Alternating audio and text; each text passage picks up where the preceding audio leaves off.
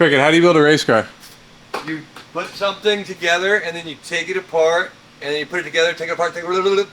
We get back on this little beauty right here that we've been neglecting for a while. We got all of our vibrant stuff. But look at all the goods. Like, I mean, all the vibrant. when I say all the vibrant, I mean all the vibrant. I was sad yesterday and I come in today and show up to a vibrant order. That makes me very happy. What more could you want? We're going to open it up. Yeah, you're going to need a whole lot of argon. Because Cricket's going to be building a Mani for this car. Yeah. Mani fresh. We haven't done any rotary things, and I've never done a rotary manifold, so we're gonna do rotary things and rotary manifold, so you guys get to learn how to do it, and I also get to learn how to do it. And you also only have to deal with 2 runners. Very which nice. makes things a little easier. It's Yeah. like, oh, how do I make these equal length? Well, there's only 2 of them. There's only 2 of them, and I only need a 2-into-1. And we So talked to Vargas, I forget who else, and they gave us a lot of recommendations in terms of what sizing we're supposed to use for the runners and length and collector and everything like that. So all that happy jazz. So we were able to order all of it from Vibrant.com. Got everything in here. I got all of my bends, everything ready to go. We're gonna go through all this stuff and see if I ordered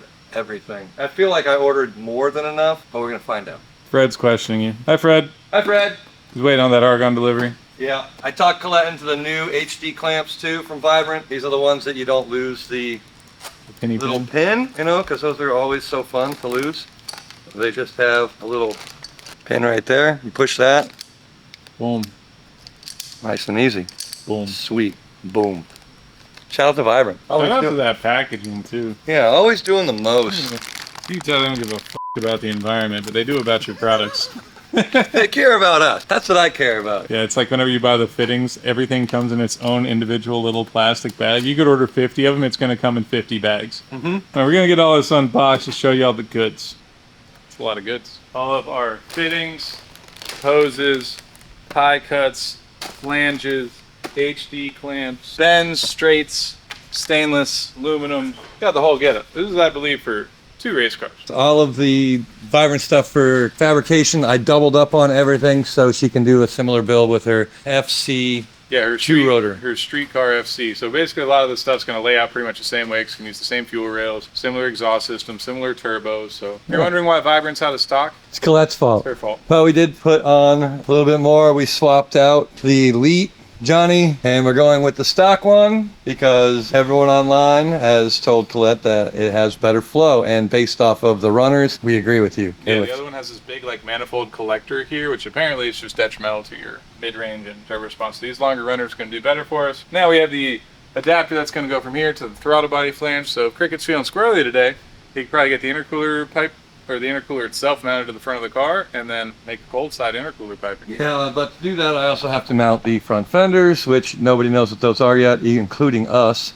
The front bumper, headlights, all of that sauce. Yeah, because have you ever seen a car where, you know, the intercooler's like halfway up in the bumper and not really in the grill? It just Doesn't look good. it's not cool. No. Don't do that. Stop doing that. I'm gonna have to put the front end of this car together first. It's a mild mock-up. Yeah, it should be easy. It's all stock. Especially because the size of the intercooler that we have for this thing. I Giant. imagine it's going to fill up that whole bumper anyways. Might even get out of the side vents a little bit. I don't know. Yeah, so we got the same one that Adam has on his green S15 because it fits so well and there wasn't much trimming to do. So we're gonna find out and go from there. A lot of promises were made.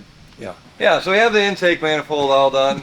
We're waiting for an adapter for our throttle body that'll go from the throttle body to an HD clamp. So we have to wait on that. But in the meantime, I can get the cold side done. We went and raided Colette's closet and found something a little sleeker, a lot cooler actually, because it's a new design. We got something from Mishimoto that was part of a sponsorship from her. And this is their new intercooler that they just came out with. And we're gonna put it on this car just to protect it. Look at that. Wow. Holy shit, this is in a plastic case. Bro, let me get that case. This is, nope. I know what I'm putting in Hands that. on. I know what I'm putting in that case. Position's 9/10 of the law. This thing is sick. What you gonna put in there? Bro, Sorry, it's go worth ahead. buying this intercooler just for this box. Yeah. I'm just saying. Ooh. Look at that. Those are Cabron fiber. They got some like billet end caps that strap them in place. Wow. I've never been more Cricket told excited to me. open a car part before. So Chris made me some sweet little Tabithas for the intercooler that I made out of metal. You know the routine. He makes it out of cardboard, I make it out of metal. It goes right in. So now we have our upper mounts done. And they come with these sweet little rubber insulators for the mounting bolts. So while it is solid, it'll still have a little bit of wiggle, like for mild impacts or rattles or contact with stuff. So that's going to be a saving grace for a lot of stuff. Yeah, those little guys. So just drilled the larger hole for that one instead of hard mounting it, and we got this little bit of wiggle to it. And our stepper bit just came in perfectly clutch for that one. Big shout out to Mishimoto. Yeah, thanks to those boys. Not only producing a sweet ass carbon fiber end capped intercooler with these big old clamps on it, but the hardware that comes with it is phenomenal. Like every time before, trying to just find these bolts was a mission, and now it comes with the bolts and the little insulator. So now we're gonna whip up something cool for the bottom of this. Now that it's structural enough to where I can go up in the air with it and not have to worry about, you know, the thing falling out. Yeah. I wanted to show Chris's little trick. Yeah. After you figure out where your bolt holes go and you mark them and you do your little pokey, the hokey pokey. Take your socket. So if it's a 10 mil bolt, you use a 10 mil socket because the inside of the socket's going to be 10 mil. Then the outside of the socket will give you a little bit of wiggle room for, you know, fitting purposes. And then you can just look through the center of the socket. You see your hole. You give it a little, and boom, perfect holes for your templates. Look at that. Works really good on hard surfaces. So now let's see if our bolt holes line up. That's a big deal for us too. And obviously we're going to make this a lot more classier and sassier. First initial template, you just get your holes in the right space, and then you can decide how you want it to be shaped all around your holes. So we knew these fit. The real question is, those ones. Hey! Look at that. You'll love to see it. Now we get to design on a dime. Yeah, now we get to make this look all... Maybe add some dimple dies to it. Can we have to? This being our lower sport, we are going to make this one out of aluminum. Gives it a little bit of a crush zone, seeing as we're going to have couplers on the end here. It's not the end of the world. It can move a little bit. And the upper's strong enough to hold the weight, so this one only really needs to hold it from going in and out. The uppers are very strong.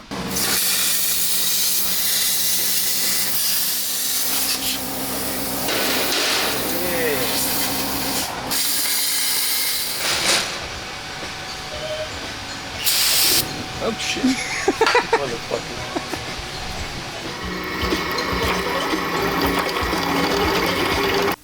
So we have turned cardboard into metal again, magically. And added a couple, you know, Little saucy dimply bits. dies. Sure. Fun fact, you think an 1.5" hole saw is good for an 1.5" dimple die. That is not correct. Nope.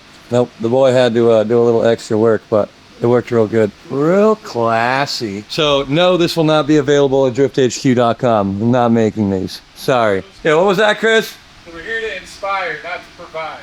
Drift HQ provides you with the necessary parts to do all this stuff except for the metal fabrication. You will need to come up with your own metal.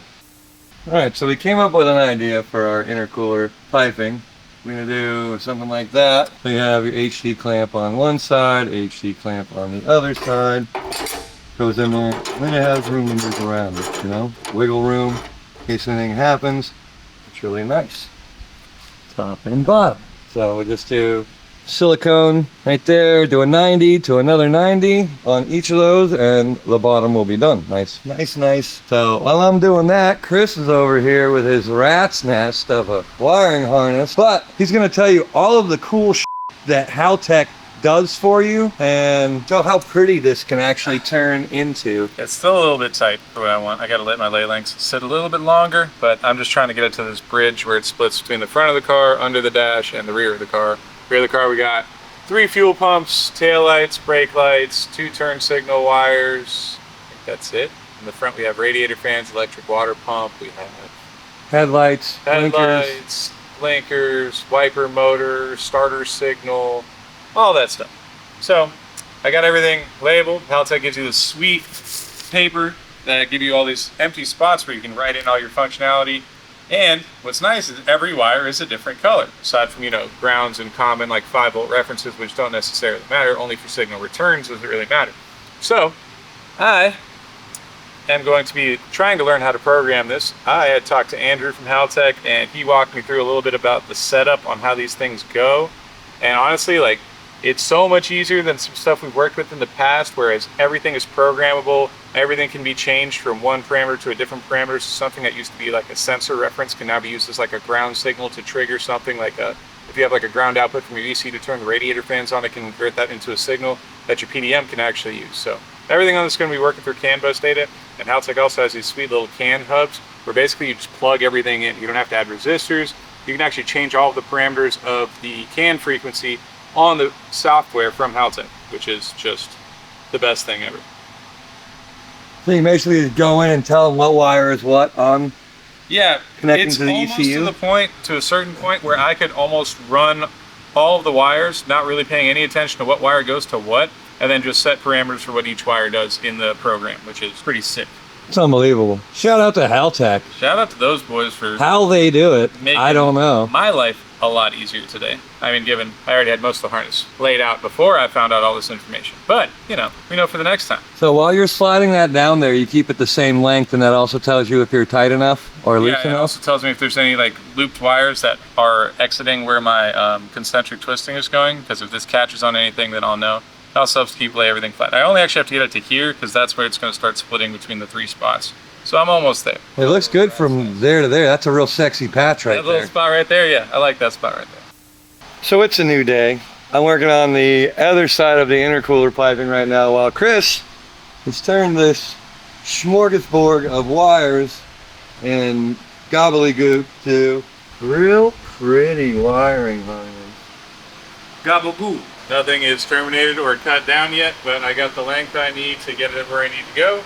Then I'm gonna lay it in the car, route it out, mark everything, pull it back out, put connectors, heat shrink, wire loop. I'm just showing how long the damn thing is, Very time consuming. but it looks great. It looks great, and the functionality of it. If you guys don't know about concentric twisting harnesses and stuff like that, you can look up the benefits of it. It is a lot more flexible, less strain on your wires, along with other lots of little benefits. But for this one, where we're at with it, because we're not using DR25, it will still be serviceable, which would be nice. So Chris is going to show us a cheat code, or in his words, a lazy man way to eccentric twist. This is not concentric twisting by any means. this This is is literally just twisting wires together. Oh, okay. You put them in a wire, because you see how long this harness is? It's about 16 feet. So I just need this to kind of hold itself together, so I'm just going to give her the old.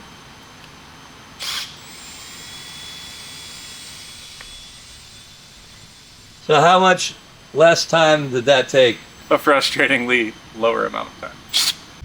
So meanwhile, his underwhelming wire twist, I thought it was going to look a lot cooler, but here's something that looks cool. Symmetrical intercooler piping. Actually, this one's a little, here we go. I had it just to show Chris how much maneuverability we have with these HD clamps. So we're just waiting on a couple more parts. So the adapter that goes on the throttle body, and then, you know, all of our turbo manifold bits that are coming in from Treadstone. So now the intercooler, everything is in place, and we have figured out a place to put our 2 engine oil coolers, because, you know, Rotary's like hot oil. Yeah, they love hot oil. So these little brackets here are just gonna lap over the front of the lower radiator support, and we are running the dual pass coolers, so these ports will be facing upwards. So that'll be probably as efficient as it's gonna get. Yeah, we'll show the good. Let's take a little work. Yeah. So those I gotta measure out where it's even, you know, but Yeah, we got I haven't space them marked out those. evenly, wire wheel it down so Crick can do his weldy welds. But nice, good structural brackets. They lap over on the front there a little bit as well, as you can see there. So yeah, where they need she's gonna be nice. And it still allows enough room between the 2 coolers so that we get some natural airflow going to our radiator. We still have a DCT cooler and a power steering cooler. We're gonna figure out where we're gonna go. Bartek from HTG Tuning is actually working on something using a B58 heat transfer core, which is very small and compact. Hopefully he works out the bugs and gets that working good, so we can steal that idea. Yeah. Put it in this, Because we're running out of room for coolers and such without putting them out in the danger zone. and that heat transfer is only like this big. Yeah. It's like half of a brick. Which And is it- crazy that works better than One of these. stuff like that. But apparently, you know, BMW knew what they were doing when they were making They stuff. know more than I do. Now, I have gotten our harness mapped out, laid out, going to where it's supposed to go. This portion here goes to all of this that I have labeled. So while Cricket's doing weldy stuff, I'm going to be in here cussing and crimping and trying to retain OEM connectors and stuff as much as I can. Smoke from my welding over you. Yeah, he's gonna be burning some paint off over here. Yeah. You're gonna be all right. But I can't get the back out of the inside of it, so whatever's on the inside of that metal is going to smoke and make a lot of stinky stuff. And we're not opening up the doors because it's 110 degrees outside today. Can confirm. You can't really tell right now because he just wiped his head off, but he walked in and he was drenched just from going over to the other shop and back. It's Sweaty Van Halen. Yeah, great guy.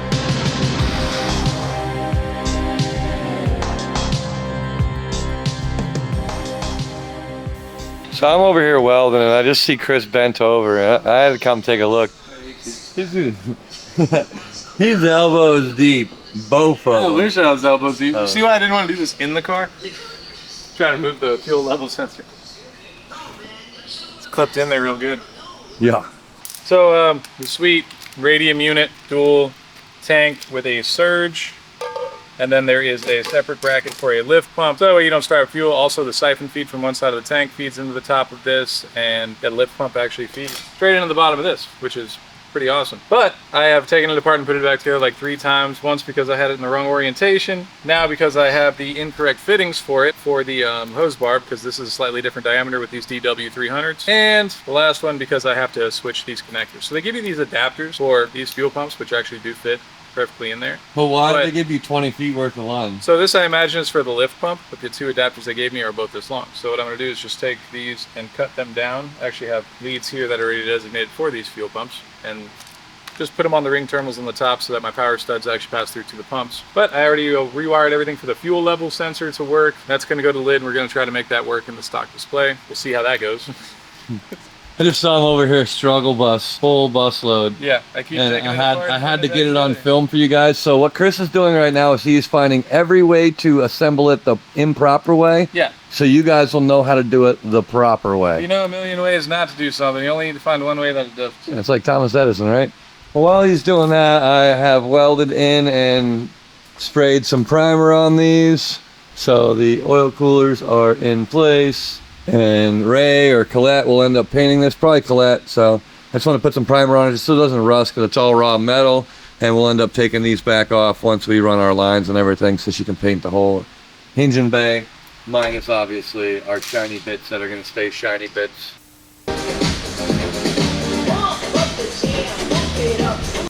And we're back. One day. Got all our oil coolers done. Now we are moving to turbski things. This isn't actually the turbo. It is the right size housing front and back, but it has a 90 on it already, and this goes on Colette's streetcar. So we're just using it for mock-up purposes to start our turbo manifold fabrication. So all of our other stuff will be here. I have to make a merge collector for it with a wastegate dump tube. So I'm going to start on that today, which should be interesting because I ordered a 2-into-1 and didn't think about it. It's a little bit bigger than what I had planned on, and it also doesn't have a spot for a wastegate dump. And I want it to be as close to where it goes into the turbo to help with the surge and whatnot. Chris said Also, it's better. are we doing 1 gate on this thing or 2? I'm hoping just 1. Bet you are. God, I hope it's just 1. I guess we'll find out. We'll get back to you on 1 or 2 gates. Turn you off. You're fucking loud. All right, it's Tuesday and Donnie's trying to take his shirt off. No. He also has his Drift Bums car in here. And look at that.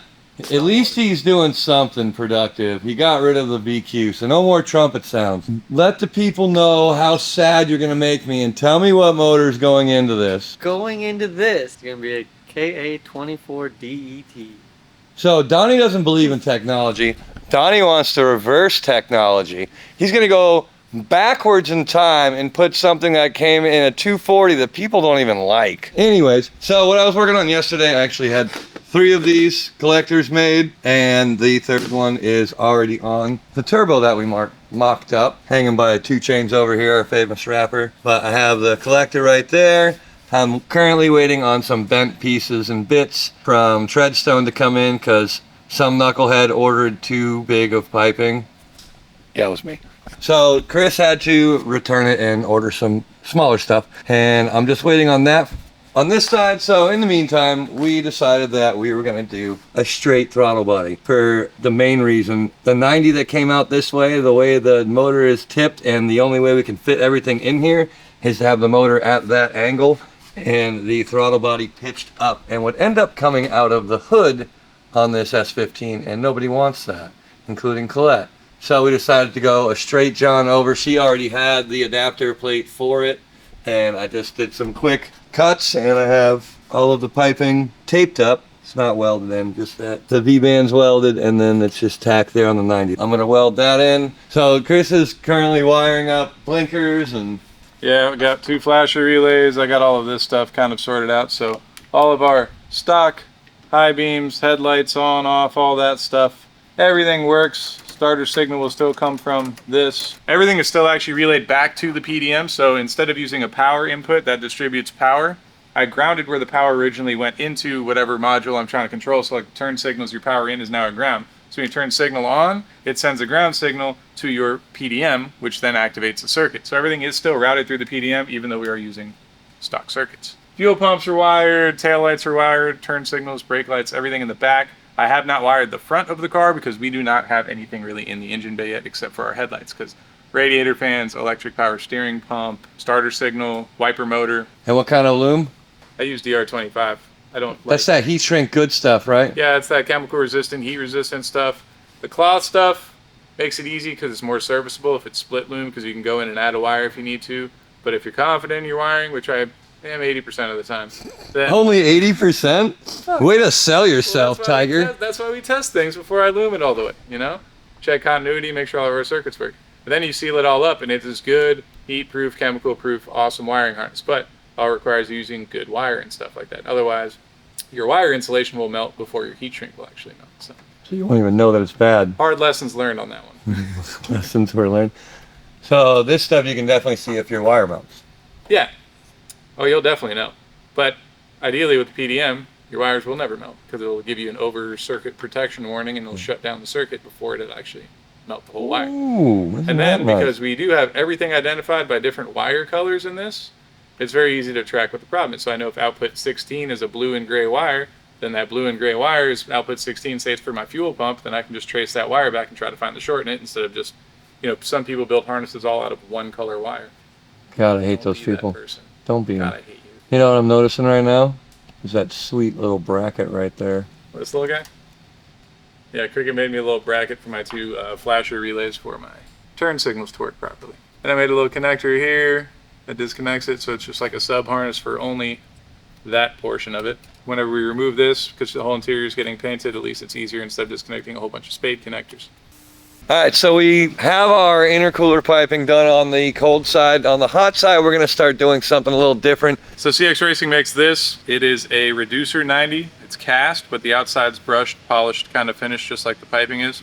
So this is 3-inch, this is 2.5-inch, so that way you don't have to do a 90 and then a reducer, seeing as we don't have very much space over here between that to the turbo. Once that's clocked over where it's supposed to be clocked, but yeah, lifesaver. So we were still cutting, but I got my treadstone order in.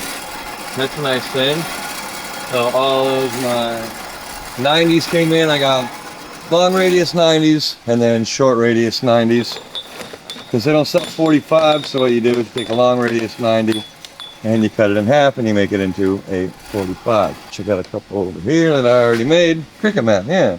Half and 90, 45. So I've started on the manifold so far, and it's pretty simple. I did a 45 out of there and went to my 2-into-1, which that one's gonna go down to the wastegate. This one right here is gonna go up to that. And then my second one, after I build the longest one, I'll build the closer one. That way I can make sure it's equal length. So, me and Donnie have been making brackets for all of our electronics inside the car, so we have our final mounting location. That way I can finally, you know, fix my chassis harness to the chassis, mount everything up where it's supposed to go. I still have to run primary power wire and a couple other things to the front. No big deal. We got our Haltech Elite 1500 right here. We stopped at a nutsert up there, a nutsert over here.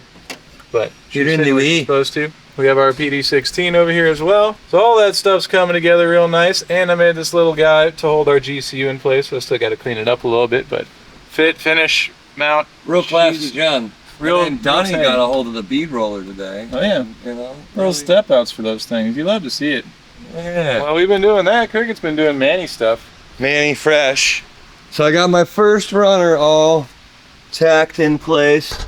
The runner and gunner. So now that that's in place, I can remove it and start to build the second runner and figure out the equal length on it.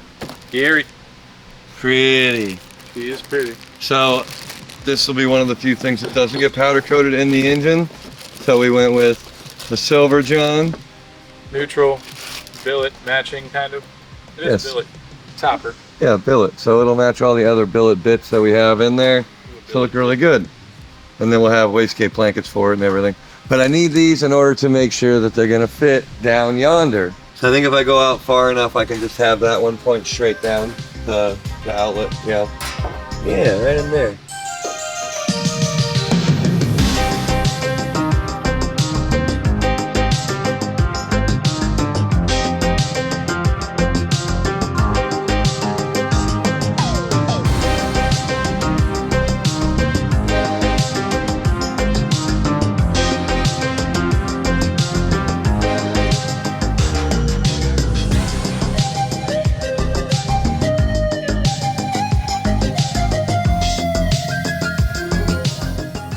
So a quick update while Colette's outside. She hasn't seen any of this cool stuff. I started finish welding the turbo manifold, and you see all the tape on here and the back purge thing. So I tape up all of my seams that haven't been welded yet, just so none of the argon can leak out of it, so it only comes through one spot. There, I'll poke some holes in it. Nice clean beads inside and out. We're about to show Colette everything we've done on said car, but just appreciate.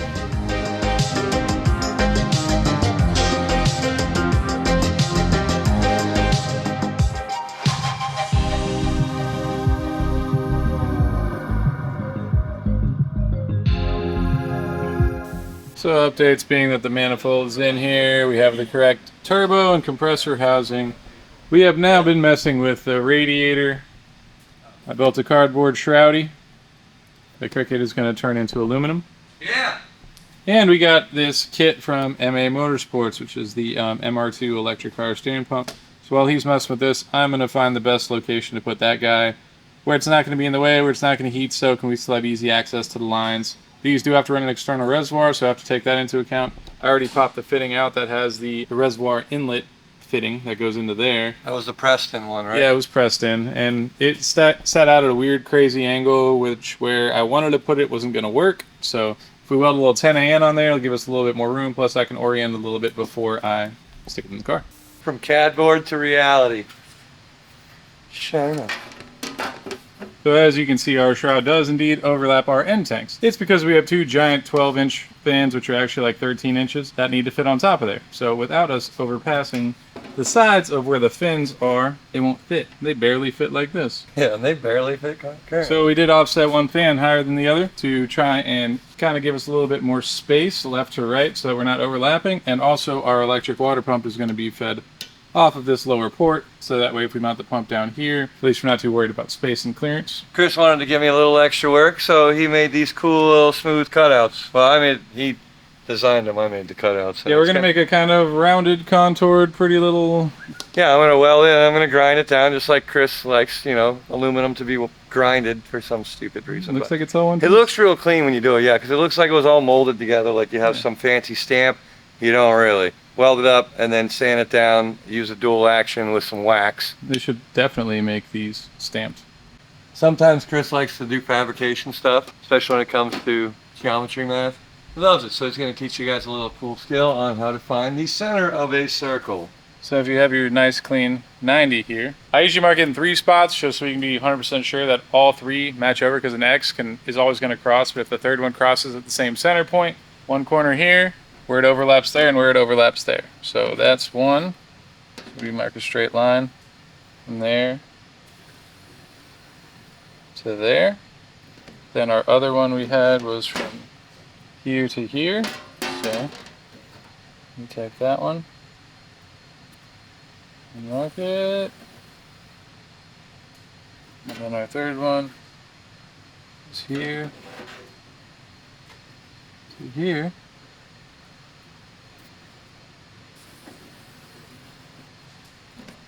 Boom! And now we got a center. Center-ish.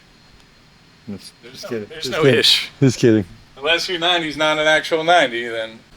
Alright, I have drilled the holes in the center of where Chris marked them, and then I grab a little piece of aluminum filler rod, put a little M5 bolt and nut on there, twist it around, and then I'm going to put my tip right to the edge, and then I'm going to wrap that, and then I can just drag it around. Let's see if I can set this somewhere. Hey, Omar, come hold this, will you? I got you.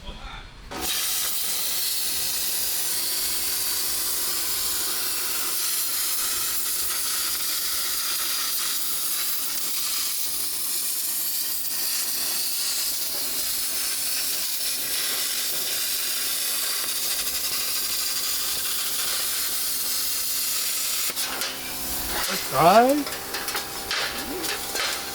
A little bit of skipping across there, but it was pushing, not pulling. So if you drag it, it works a lot easier than when you're trying to push it this way, because it ends up shattering, as you saw, but still makes the hole nice and circular. All right. Very nice. Now let's go try the fans, see if they work. Not more beautifuler than you. Oh. Yeah.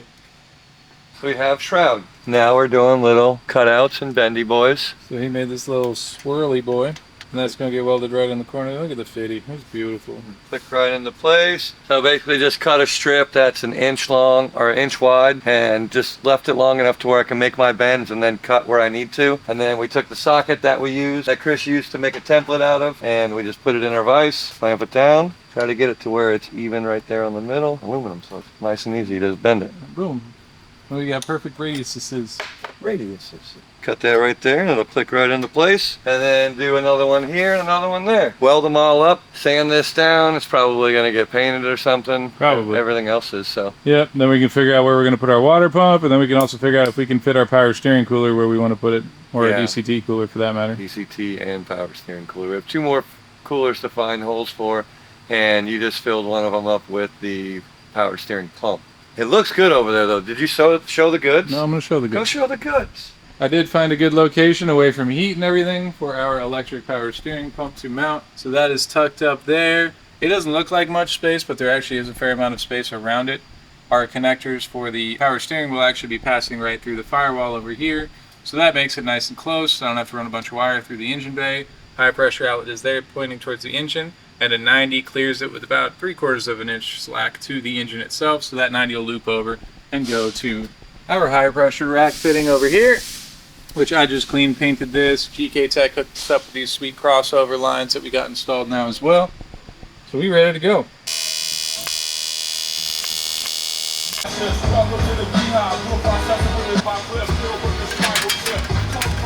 So we got the old Sealy. We got just enough room to put our little sealer gasket in there. We got 2 M8 nutserts in the bottom, and then the 2 factory threaded M6 holes in the top here. And these on there nice and tight. Yeah. So I'm gonna go ahead and just pop this thing back in here. I'm gonna pull a Joel. Wait, can you do that again real quick? I wasn't ready.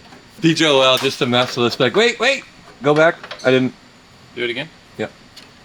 Oh baby, just click right in for him. Just do it for me.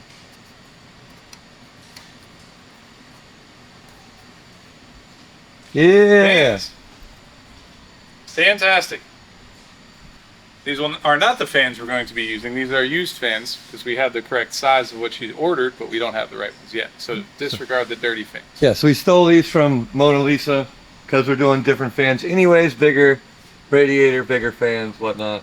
So they're still good. There's nothing wrong with them. But Yeah, they work. And don't mind the self-tappers that we did just to zip those buddies in there. Pilot holes. Pilot holes, exactly. Just gonna get some M5 nutserts put in there, and then we can bolt it all up the proper way. But again, Shroud's probably gonna get powder coated and stuff. So as with every car, after we put everything back together and get it all routed, we're gonna end up taking all this stuff back out. There's a little bit of surface rust and stuff on the underbody we're gonna address. I'm gonna drop the gas tank, the fuel lines, the engine, and everything, and we are gonna paint the underbody of the car with Steel It. Make everything look nice, do the wheel wells and stuff as well. So I'm going to be on disassembly. Cricket, how do you build a race car?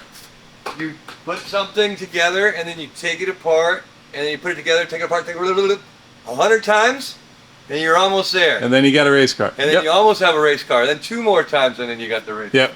final assembly. We're gonna have to add to the engine pull in, pull out list again. Yeah, but only one more time. Hopefully.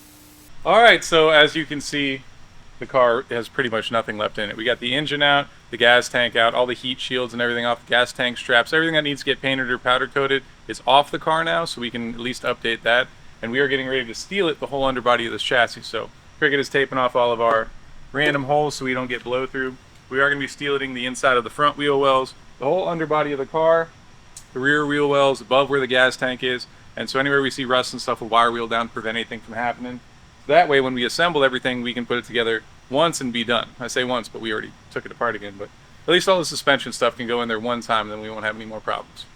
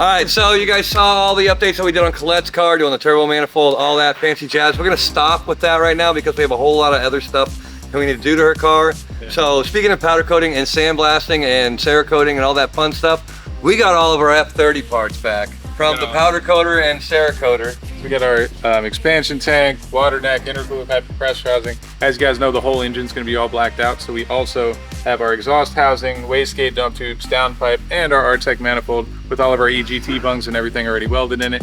All that's gonna be ready, so hopefully next video will give you guys an F30 update as well. We'll be putting the final motor into the F30 on our next episode. Love to see excited it. about And our new trans, wait for that one. Yeah, 8H. Do we know? Do people know? 8HP. Like, comment, subscribe, watch us do stuff. Yeah, we're gonna have fun.